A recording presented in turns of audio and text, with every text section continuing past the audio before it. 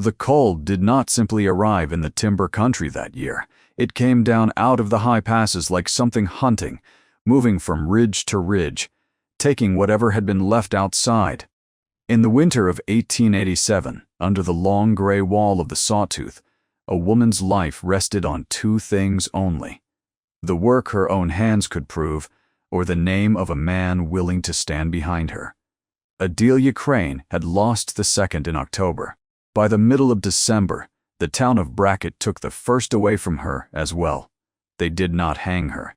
The men of the council said that to one another all the way back down the pass, and it was true, and it was the only true thing any of them said that day. They had put her in the bed of a hay wagon with her carpet bag between her feet and driven her up the switchbacks until the horses began to blow. At the third turnout, where the road bends out over nothing, they stopped.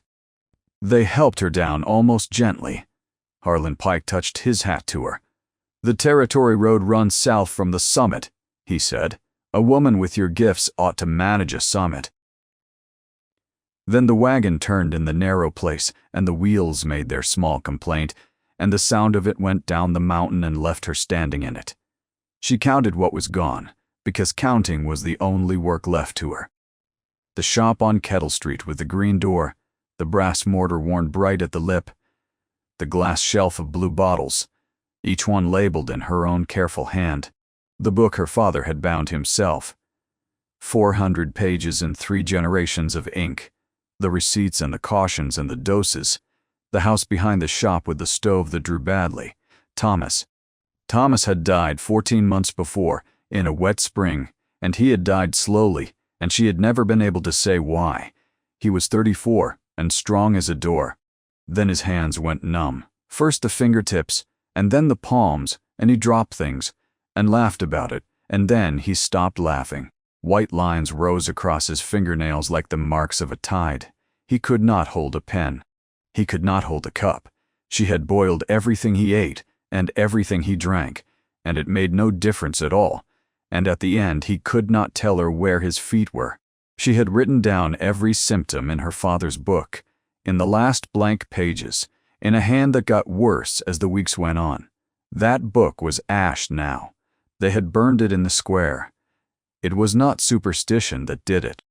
Superstition would have been easier to argue with. It was arithmetic. 11 children on the creek bench were sick that autumn, and 3 of them died, and the cattle on the same bench went down on their hind legs and would not rise, and the town needed a reason it could reach with its hands. Adelia Crane kept poisons on a shelf. She had them because she was an apothecary's daughter, and had married an apothecary, and because arsenic sold to farmers as rat killer and to women as complexion powder, and because she had labeled every jar honestly, which turned out to be the worst thing she had ever done. Reverend Corwin Fell stood up in a full church and said that a woman who keeps death in bottles has already made her peace with it. The council passed a resolution the same night. No person in Brackett would lodge her, employ her, feed her, or carry her. The South Road lay under 12 feet at the summit and would not open until May. As the wagon had turned to go, a boy of 13 leaned out over the tailboard with a heel of bread in his fist and dropped it into her open bag. Nell Prater took him by the collar and hauled him back. Adelia had sat up 2 nights with that boy's sister, when her throat closed with croup, and had been paid in eggs, and had thought nothing of it then, and thought nothing of it now. No smoke rose anywhere on the mountain above her. No bell reached her from the town below, no wagon came back up. The light went out of the sky the way water goes out of a cracked basin, quickly, and from the bottom, and the cold came into her coat as though it had been invited. She had 2 choices only: walk down into Brackett and let them finish what the resolution had begun, or walk up toward the summit and let the cold finish it for them. It was a choice in the way that a locked door is a choice. She chose up because up was at least a direction, and because down was certain. The snow on the road was to her knees within a quarter mile, and she went into it like a woman walking into water, breaking a track with her shins, stopping every 100 steps to stand and breathe. Her shoes were town shoes. She had no gloves. She held the heel of bread against her chest inside her coat and did not eat it, because eating it would mean it was gone. Full dark came down before she reached the 4th switchback. She heard the trees begin, which is a sound people who live below never learn. A long, dry knocking high up, as the wind moved through the tops without ever coming down to touch her face. Twice she sat.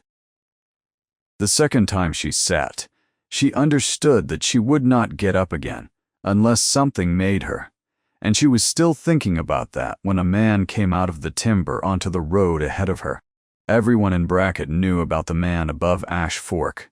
He cut a loan up there 5 or 6 miles past the last claim, and he came down twice a winter for salt and files and lamp oil. He paid in coin and did not haggle. He did not drink at the Kettle House.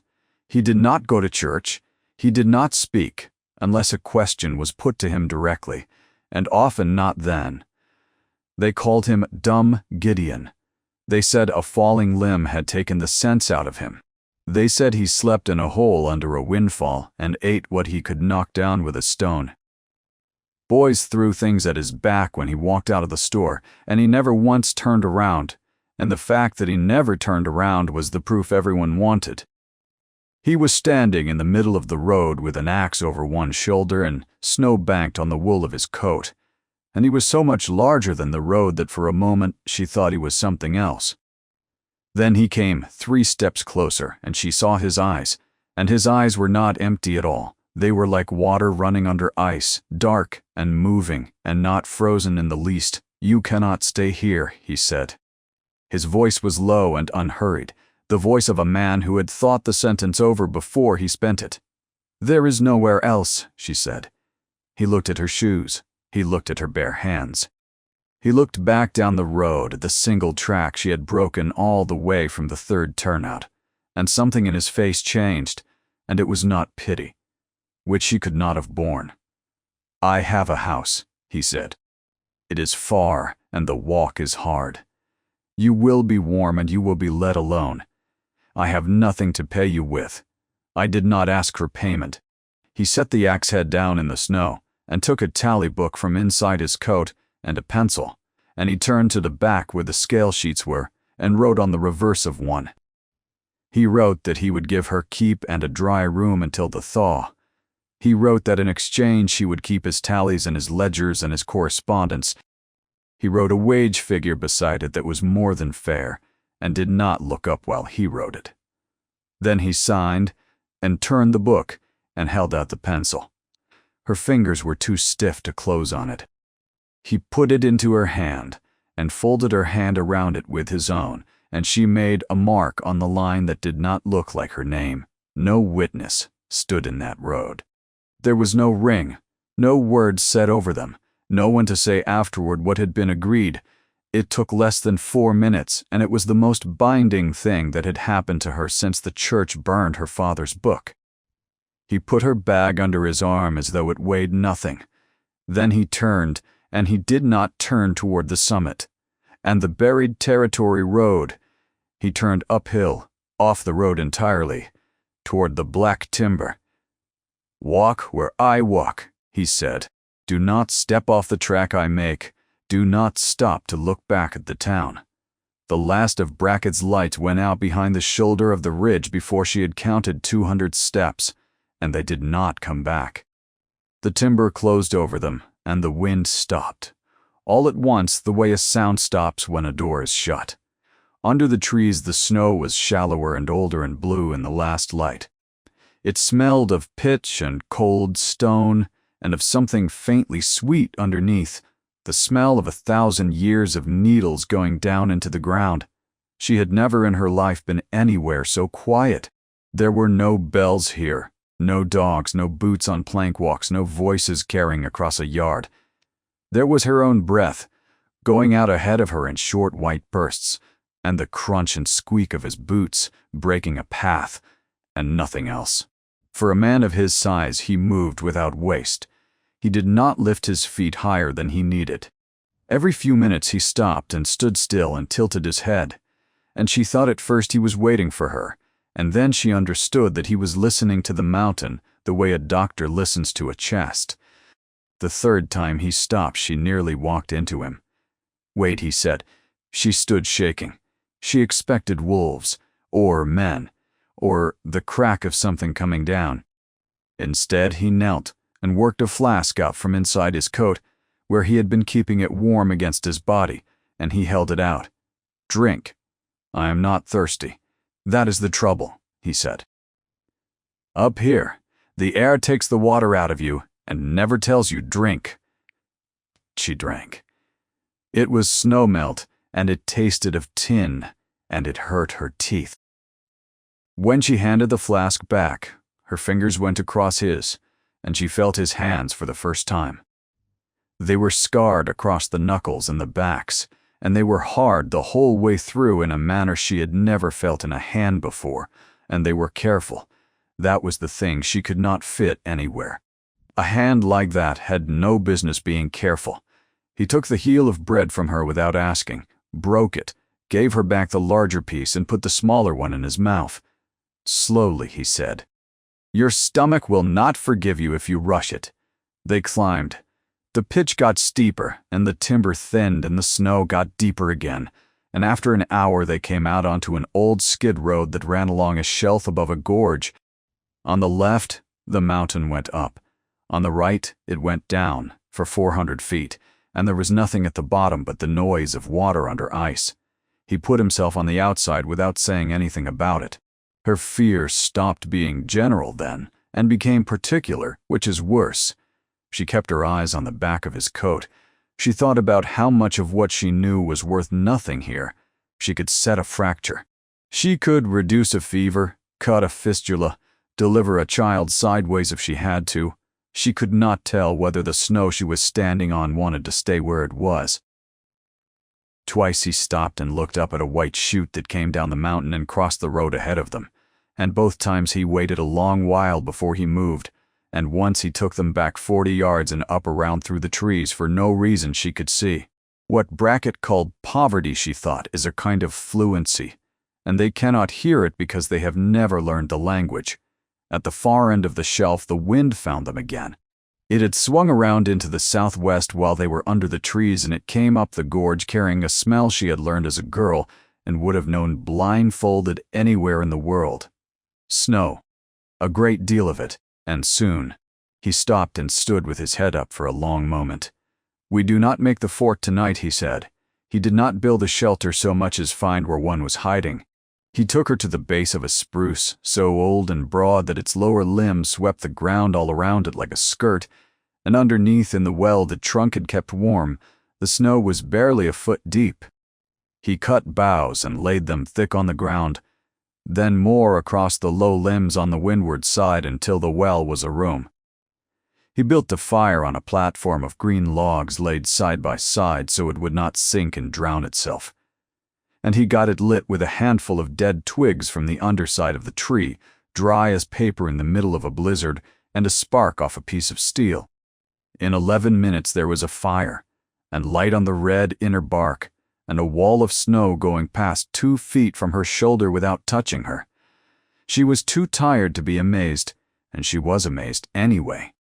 "You are not fighting it," she said. "You cannot fight it," he said. "The mountain is not against you. She is only honest. She tells you exactly what she is going to do, and then she does it. Everything up here that is dead died because it did not listen." He gave her willow bark to chew for the ache behind her eyes, and hung her wet stockings on a stick where the heat could reach them without scorching. She watched his hands work. They knew where every knot was before they got to it. "Why do they call you what they call you?" she asked.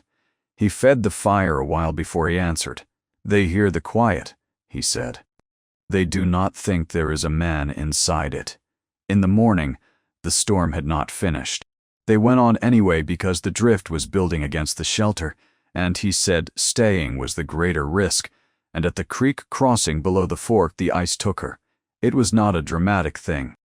She stepped where he had stepped, and the cross that had held 250 pounds of him gave under 120 of her. and she went in past the knee and then past the hip into water so cold it did not feel like water at all. It felt like being gripped. She heard herself make a sound she had never made. Then his hand had her wrist, and she was out and up the bank, and he was moving very fast and not hurrying, which she had not known were different things. He had her back under a shelf of rock with a fire going before she understood what was happening. He cut her wet skirt off her at the knee with 3 strokes of his knife and did not look at her while he did it. He got her out of the soaked wool and into a bearskin robe he had been carrying rolled on his pack, and then he got in with her and pulled it around them both. "This is not a liberty," he said. "It is heat. There is no other source of it here." She was shaking too hard to answer. He held her against his chest and talked. He talked because talking kept her awake, and because a person who stops answering is a person who is going. He told her that the body gives up the hands and feet first to keep the heart, and that the shaking was a good sign and would be a bad sign when it stopped. He told her that snow is not cold so much as it is a thief, that it takes heat 25 times faster through water than through air, that this is why wet is the thing that kills and not cold. He named the numbers. He named the stars that were coming out through the tearing edge of the storm, and gave her the angle of each above the ridge, and told her which one the road south ran under. Somewhere in the middle of it she stopped hearing the words, and started hearing the man saying them. And the man saying them had been educated somewhere very far from a spruce well in the sawtooth. When she shifted against him, something slid out of the breast of his coat and struck the stone by her ear. It was a brass case, flat, no bigger than a prayer book, worn smooth of all its lacquer. She got her fingers around it. He did not stop her. Inside was a folded paper, gone soft as cloth at the creases, and when she opened it in the firelight, it was not a portrait and not a letter. It was a drawing. A section through a hillside done in a fine engineering hand, with a shaft and a fan house and figures written along the margins in 3 colors of ink. Behind it, on a second sheet, there were 14 names in a column, no dates, no words above them or below them. Just 14 names, written all at one sitting, in the same hand as the figures. His hand came over hers and closed, gently, and folded the paper back into the case. "That life is finished," he said. She did not ask. She lay against his chest and listened to a heart going steady under her ear, while the storm came apart overhead, and toward morning the wind quit all at once, and the silence that replaced it was so complete that she woke from it. The sky had gone hard and clear, and the whole world was on fire with white light. He was standing at the edge of the shelf with the sun coming up behind the ridge, and when she came out, he did not look at her. "There is something you should see," he said. Before the light gets high, they went up, not along the shelf and not toward the fork, but straight up a rib of broken rock where she could not imagine a path, and after an hour they came out under a cliff face 200 feet high, with an old slide piled at the base of it, house-sized blocks of gray stone thrown down and frozen where they lay. It was the deadest place she had ever seen. He walked to the foot of it and put his shoulder against a screen of dead boughs woven into a frame and pushed it aside, and behind it there were steps. They were cut into the rock. They were worn in the middle. They went up into a cleft, no wider than a coffin, and they went a long way. She climbed, with her hands on both walls. Near the top, the air changed. It got warmer, and then it got wet, and it began to smell of earth, which is a smell that does not exist in January above 5,000 feet. Then the cleft opened, and she came out onto a lip of stone and stopped, and her breath went out of her, and did not come back for a while. Below her lay a bowl in the mountain, perhaps 60 acres, ringed the whole way around by the same gray cliff. There was no snow in it. There was green in it. Steam came off water in 3 places along the north side and drifted in flat sheets. There were black trees down there with needles on them and beds of some low, broad-leaved thing she could not name from that height, and a creek running open and loud with no ice on it anywhere. She went down the path on legs that would not hold her properly, and at the bottom she knelt and pushed her palm into the ground, and the ground was soft. It was not frozen. It gave under her hand like a loaf. And in the middle of it, backed against the south wall where the light would come the longest, stood a house. It was built of fitted stone to the height of her shoulder and of squared cedar above that, and the roof came down long and low on the weather side and lifted on the other into a run of glass. There was a wheel on the creek beside it, turning, throwing water. There were 3 low frames of glass beyond it with green showing under the panes. There was a stone flue with smoke standing straight up out of it in the still air. "Pow!" she said. It was the only word she had. "The spring comes up at 90 degrees on the north wall," he said. "It always has. The cliff holds the wind off and holds the heat in, and the sun comes over that gap for 5 hours, even at the solstice. The mountain built the room. I only put a lid on it." He walked her along the creek and showed her the wooden ducts running under the floor of the house, boxed and pitched, carrying spring water in and out again, so that the slate underfoot was never cold.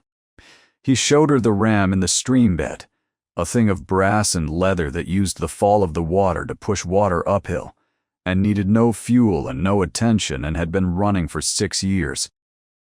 He showed her the frames where he grew winter greens, and the pit house dug into the bank where there were roots and dried meat and 40 pounds of coarse salt. He said all of it plainly, the way a man reads out a list. There was no pride anywhere in it. It was not magic. It was arithmetic done well by someone who had gone on doing it for years after there was no one left to show it to. Inside, the floor was smooth slate, and the walls were cedar, and the light came down through the glass run and lay in long bars across everything. There were shelves the whole height of the room. There were books on them, and not ledgers, not almanacs, but real books, on stone and on water and on the movement of air, some in English and some not. There was a long table under the window covered with rolled paper. There were instruments in a rack, laid out smallest to largest, each in its own worn groove. There was a bed with clean wool on it, and Adelia Crane stood in the middle of that room in a skirt cut off at the knee and understood, all at once, and with a kind of vertigo, that the town of Brackett had sent her up the mountain to die in the keeping of the wealthiest man within 100 miles, and that not one of them had ever suspected because he was quiet and his coat was old. She slept 11 hours. She woke in a bed with the slate warm under her bare feet, and lay for a long time trying to identify what was wrong, and what was wrong was that she was not afraid. There was a copper basin in the corner, with a pipe over it, and when she turned the wooden spigot, the water that came out was hot, and there was a cake of hard yellow soap beside it, and she sat down on the floor with the basin in her lap, and wept for 6 or 7 minutes and then got up and washed. That was the first day. There were 92 more before the thaw. He taught her, without ever once calling it teaching. He taught her to read the snow on a slope by cutting a pit in it with the flat of a shovel, and looking at the layers the way you would look at the rings of a stump, and to find the weak gray band that meant the whole face was sitting on ball bearings and waiting. He taught her that the trees tell you the weather 20 minutes before the sky does, that the sound goes from a hiss to a knock when the wind is about to come down off the ridge instead of over it. He taught her to split with the grain and let the wedge do the work, and she was bad at it for 3 weeks, and then all at once was not bad at it. In return, she took his life apart and put it back in order. His papers were in 7 places, and no 2 of them alike. She built a system. She wrote out his methods in a fair, clean hand at the top of every sheet. The ram, the flue, the frames, the pitch of the ducts, the dates of every planting and what had come of it, and she indexed them, and she made him a proper tally book with a ruled column for each cut. She labeled his seed frames. She named the plants for him, the actual names, because he had been calling them the broad one and the bitter one for 6 years. He watched her do it with an expression she could not read at all, until one evening she caught it plainly, and it was gratitude, and it was so undefended that she had to look away. 41 marks stood on the door frame by then, one for each day since the wagon turned at the third switchback. She had started them without deciding to. One night in February, she asked him whether he ever missed talking to anyone. He considered it for the better part of a minute. "I am talking now," he said. Far below them, the country went on being wrong about everything. A trapper working the head of the fork told the Kettle House he had seen steam standing over the cliffs on a morning at 18 below, and was bought 2 drinks for it and laughed out of the room. A boy swore he had seen green light in the rocks. Brackett buried 2 more off the creek bench that winter and did not connect any of it to anything.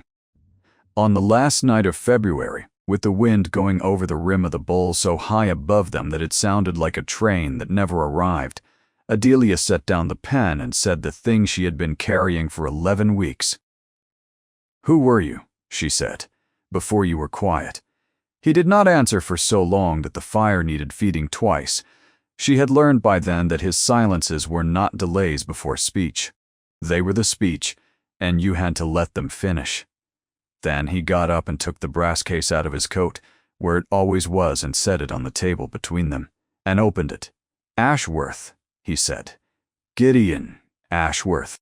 I was a ventilation engineer." He had built the airways for collieries, he said, for 11 years, in a country of low green hills a very long way east.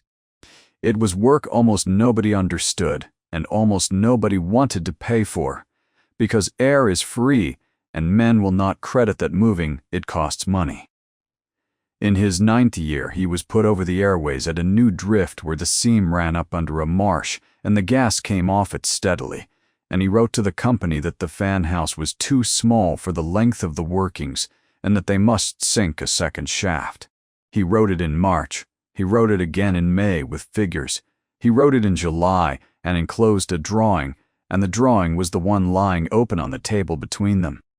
The company answered that a second shaft would cost $11,000 and that the fan was rated adequate by the man who had sold it to them. In September, the air went bad at the far end of the eastern workings and did not come back, and 14 men went in on the morning shift and none of them came out.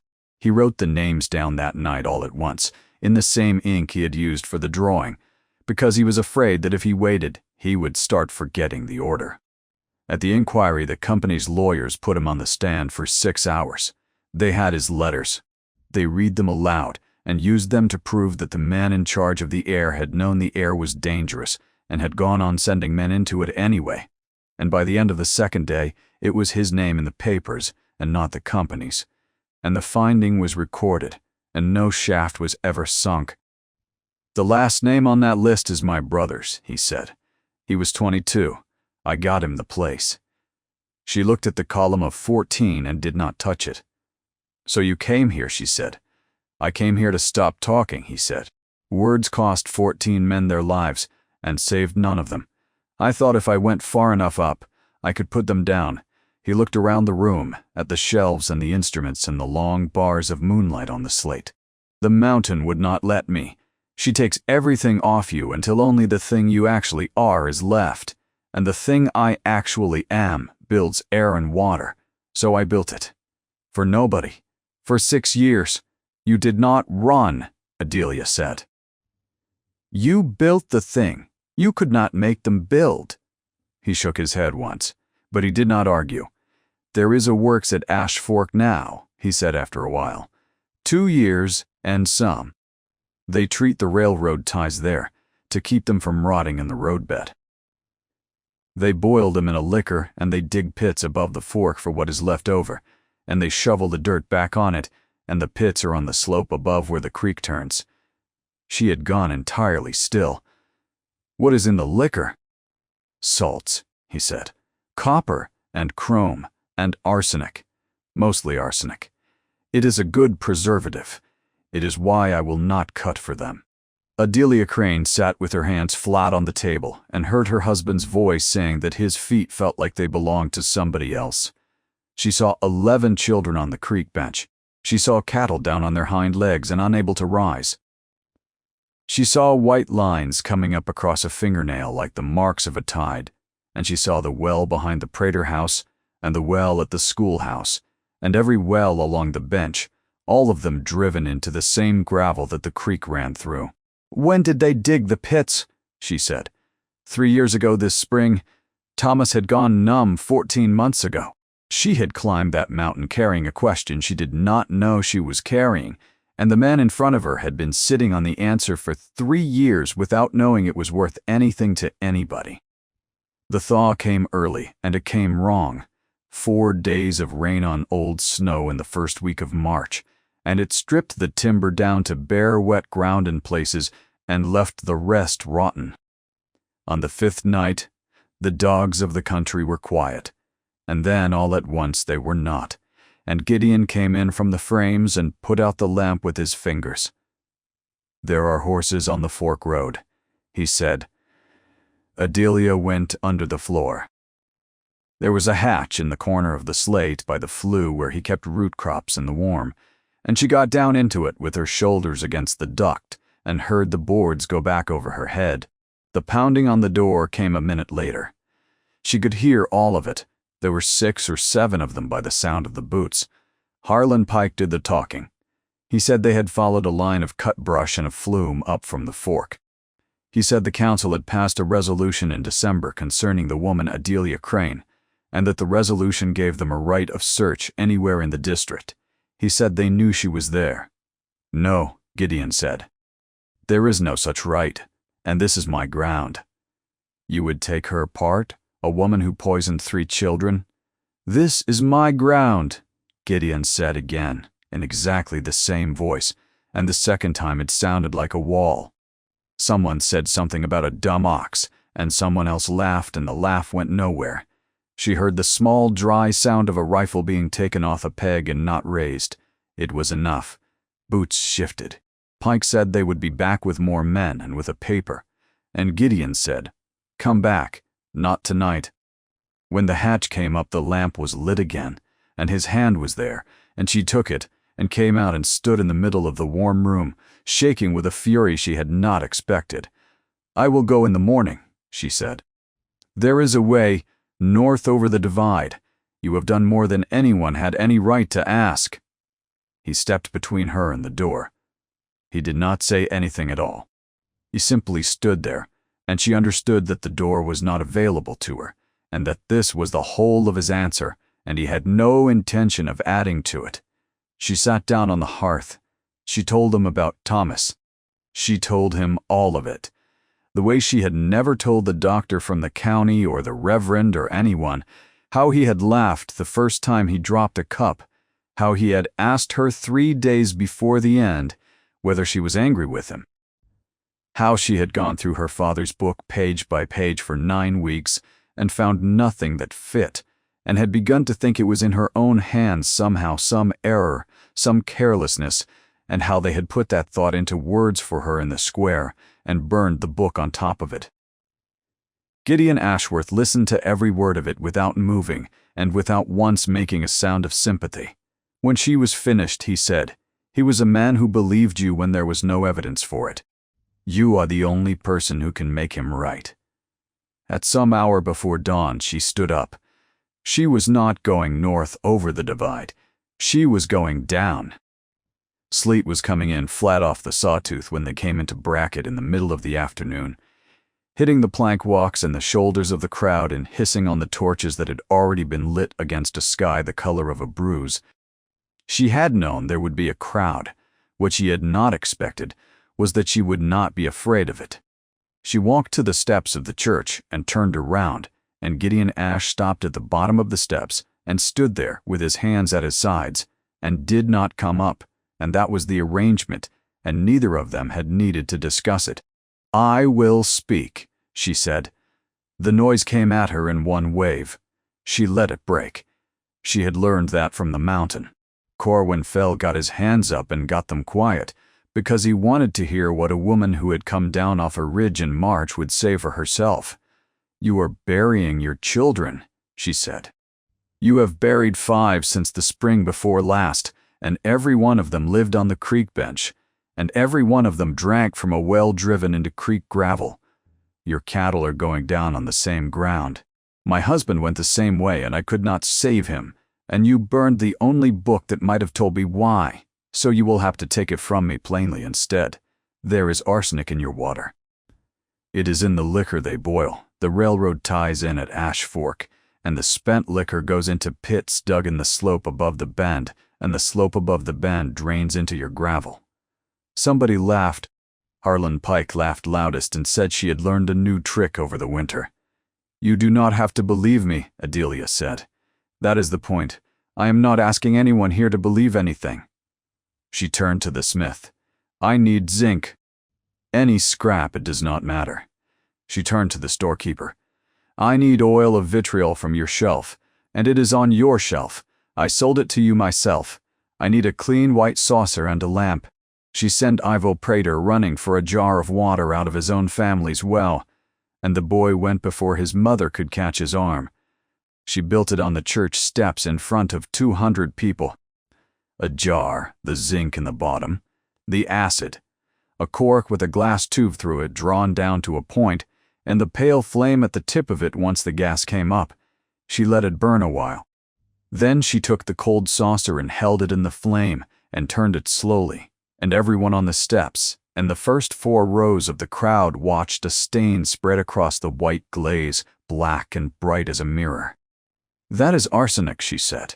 It is coming out of the Prater. Well, bring me any well on the bench and I will do it again in front of you until you are tired of watching it. Nobody laughed. Into the middle of that silence, a boy's voice came from the back, cracking on the second word. I seen them, Ivo said. Up above the bend. They rolled barrels off the wagon into a cut and shoveled dirt over. 4 times since the fall. He held up a curved oak stave with a brand burnt into the outside of it. And Harlan Pike, who had been the mill's agent in Brackett for 3 years, and took a commission of 11 cents on every tie that went out of the fork, shouted across the crowd that no man in this town had ever been near those pits. The sleet went on falling. Reverend Corwin fell, turned around very slowly on the step, and looked at him. Harlan, he said. Nobody said pits. She did not sleep for 4 days. There was no triumph in it, and no room for any. She went house to house along the creek bench, with a bucket of clean water from the upper spring in each hand. And she went in and looked at fingernails, and she looked at the soles of feet, and she asked children to close their eyes and tell her which toe she was touching. She wrote it all down. She could not undo arsenic. No one could. But she could take it away from them and keep them fed and warm while their bodies did the rest, and she told every family the same 3 things and made them repeat it back. Do not draw from the bench wells. Do not water stock from the creek below the bend. Boiling will not help you and will make it worse. Gideon carried water. He split wood in 7 different yards and never once came inside a house. Nell Prater opened her door on the 2nd morning and found the woman she had helped drive up the pass, standing there with a bucket, and she put her apron over her face and could not speak, and Adelia went past her to the child. On the 9th day, the county assayer came up on the stage with a case of glassware and did the whole thing again properly and got the same answer, and a territorial inspector came a week behind him and opened the pits with a crew and found the barrels. The works at Ash Fork shut in April. Harlan Pike's letters were read out at the county seat in June, including the ones about the commission, and he did not come back to Brackett after that. They came to her, of course. They offered her the widow's house on the bench, and the shop on Kettle Street with the rent forgiven. Fell offered to say it from the pulpit, all of it, by name. And he was ready to do it. She could see that he was. They offered her a seat on the council itself, which was the largest thing they could imagine. She stood in the road at the bottom of the switchbacks and heard them out to the end. No, she said. That was all of it. She had thought there would be more to say, and there was not. She went back up the mountain that afternoon. What she built at the mouth of the hollow where the cut stair came out, on his ground, with his hands doing most of the lifting. 2 rooms first, then 4, then a long, low porch facing the gap where the sun came over. He made a proper road of the last 2 miles, graded and ditched, wide enough for a wagon, and he made it in a single season, the way he had made everything, alone and without telling anybody it was going to be there. She filled it with shelves. She wrote a new book, 400 pages. In one hand this time, receipts and cautions and doses. And she started it with everything she had learned about a poison that comes up out of the ground and moves through gravel and settles in the fingernails of the people who drink it. Anybody who could climb to the porch was seen. Nobody was ever asked what they had said about her in a church in December. The years went the way years go in that country, in long white winters and 4 green weeks that make up for all of it. The road came up. The people who had walked behind the wagon that carried her out came up at 2, hauling timber for the second wing, and neither party ever spoke about the first time. They were married under open sky on the porch of the place she built, with the whole of the bench standing on the new grass and Ivo Prater 21 and taller than anyone holding the horses. Long after, on an evening when the light came over the gap and lay across the slate, she said that she had lived because a silent man walked out of the timber onto a road at the 4th switchback. Gideon Ashworth shook his head. "You lived because you turned uphill," he said. "I only came out to see what was making that track." And it was true, and it stayed true through every winter that followed, that the greatest treasure of that hard country was never the timber they took out of it or the ore they broke the ridges open for, but a warm room built high enough and quietly enough that the world below could not come up and take it away.